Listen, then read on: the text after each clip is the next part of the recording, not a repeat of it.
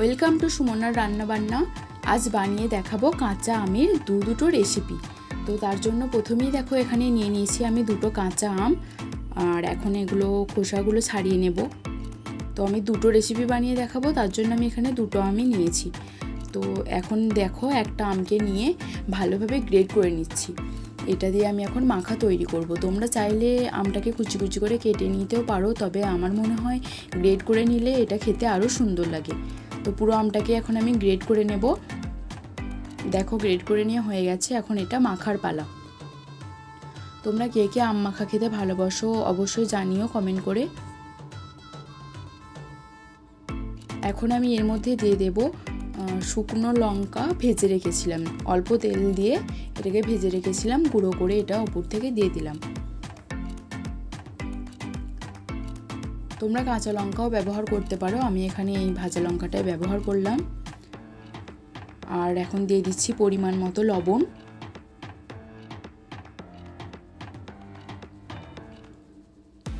তো লবণ দেওয়া হয়ে গেল, এখন এর মধ্যে আমি দেব অল্প করে বিট লবণ।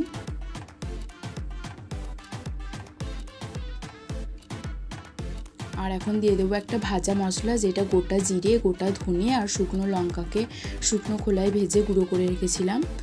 আর দিয়ে দেবো এখন চিনি। আর কিছু এখন এখানে দেব না, এখন এই উপকরণগুলোকে সবগুলোকে ভালোভাবে মিশিয়ে নিচ্ছি।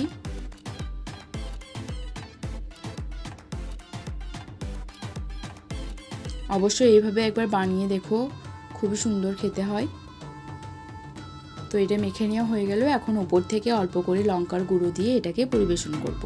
আর এখন বানিয়ে দেখাবো আরও একটা অন্য কাঁচা আমের রেসিপি। তার জন্য আমটাকে ছোট ছোট করে কেটে নিয়েছি। আর এখন এই আমের টুকরোগুলোকে দিয়ে দিচ্ছি একটা মিক্সিং জারের মধ্যে।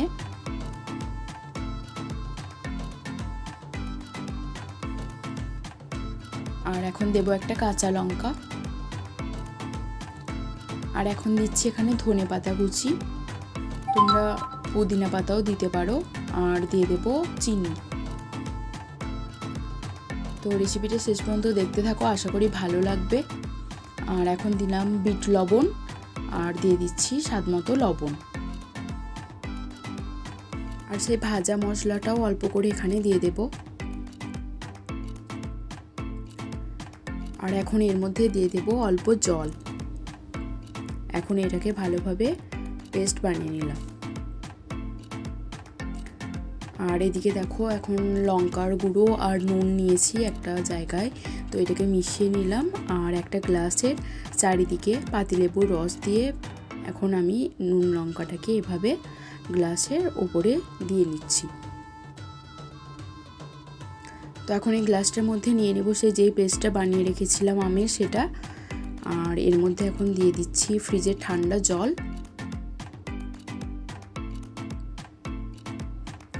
আর দিয়ে দেব 2 টুকরো বরফ। তো এই গরমের দিনে এভাবে এই শরবতটা পরিবেশন করো, খুবই খেতে সুন্দর আর খুবই সহজভাবে বানিয়ে তোমাদেরকে দেখালাম। তো রেসিপি দুটো কেমন লাগলো অবশ্যই কমেন্ট করে জানিও, ভালো লাগলে লাইক দিয়ে পাশে থেকো। আর আমার চ্যানেলটিকে সাবস্ক্রাইব করে দিও। শেষ পর্যন্ত ভিডিওটা দেখার জন্য অনেক অনেক ধন্যবাদ।